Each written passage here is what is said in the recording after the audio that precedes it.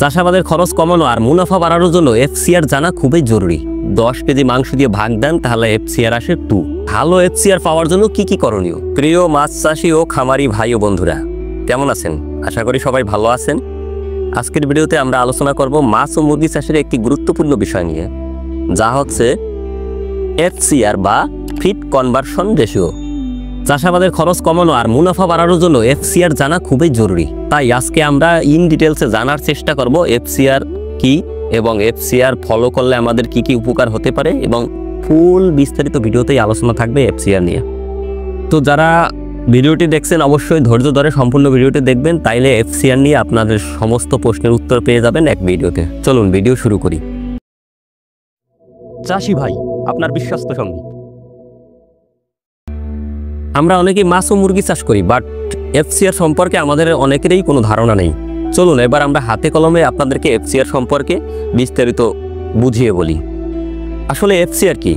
FCR এর পূর্ণরূপ হলো ফিড কনভার্সন রেশিও, অর্থাৎ প্রাণীতে যে পরিমাণ খাবার দেওয়া হয় তার বিপরীতে কত কেজি মাংস বা মাছ উৎপাদিত হলো, সেটাই হচ্ছে এফসিআর। আর একটু সহজভাবে বললে 20 কেজি ফিড দিলে যদি 10 কেজি মুরগির মাংস তৈরি হয় বা উৎপাদন হয়, তাহলেই এফসিআর হচ্ছে 2।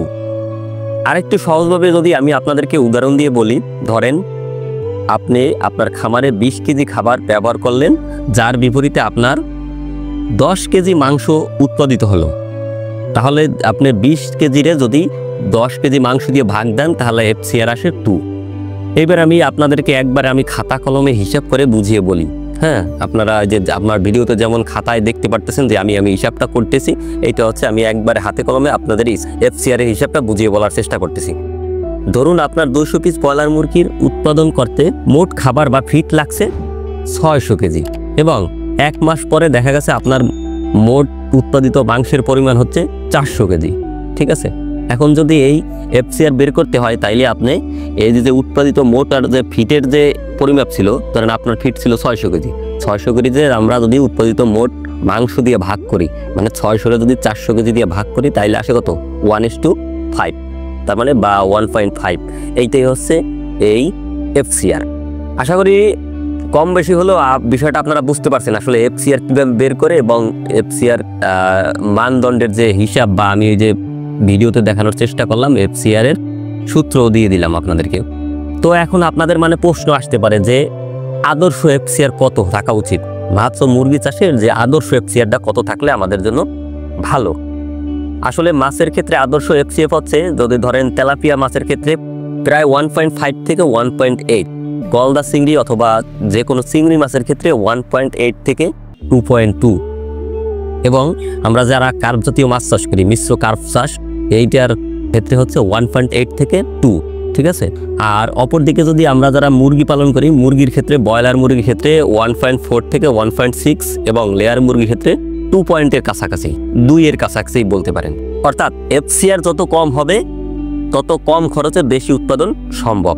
সুতরাং আপনার এফসিআর ঠিক রাখার জন্য সবসময় চেষ্টা করবে ভালো মানের ভালো কোম্পানির ফিড দেওয়ার জন্য।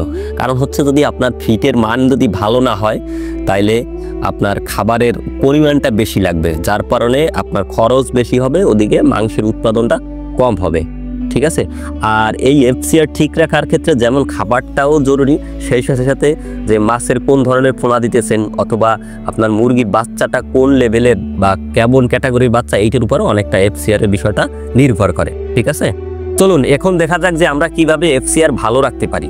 তো আপনার যদি এফসিআর ঠিক রাখতে হয়, তাহলে কি করতে হবে? সঠিক মানের খাবার ব্যবহার করতে হবে, নিয়মিত সময়ে খাবার দিতে হবে, পানি এবং পুকুর বা খামারের পরিবেশ ঠিক রাখতে হবে যাতে অক্সিজেনটা সঠিকভাবে সরবরাহিত হয়। তারপর হচ্ছে কি রোগ প্রতিরোধ ব্যবস্থা করা হবে, তারপরে মানসম্মত জাতের এবং স্ট্রিং ব্যবহার করতে হবে। ঠিক আছে, এবং ওজন বৃদ্ধির হার আপনার নিয়মিত পর্যবেক্ষণ করতে হবে। ধরেন আপনি যদি ব্রয়লার মুরগি পালন করেন, তাহলে 15 দিন, 20 দিন, 30 দিন পর পরে আপনি স্যাম্পলিং করবেন, খাবারের হিসাব রাখবেন, সাথে আপনার এই যে ওয়েটটা গেইন হইতেছে ওইটার পরিমাপ করবেন। এইভাবে আপনি নিয়মিত এফসিআর টেস্ট করবেন, তাইলে আপনার উৎপাদন বেশি হওয়া সম্ভব।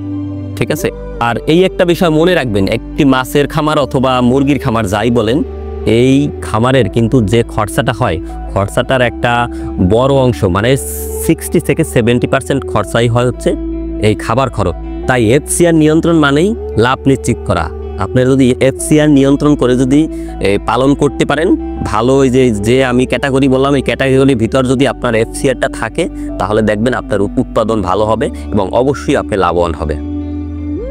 তাহলে বন্ধুরা, আজকে আমরা জেনেছি এফসিআর আসলে কি, মাছ ও মুরগি চাষের এর গুরুত্ব কতটুকু এবং ভালো এফসিআর পাওয়ার জন্য কি কি করণীয়।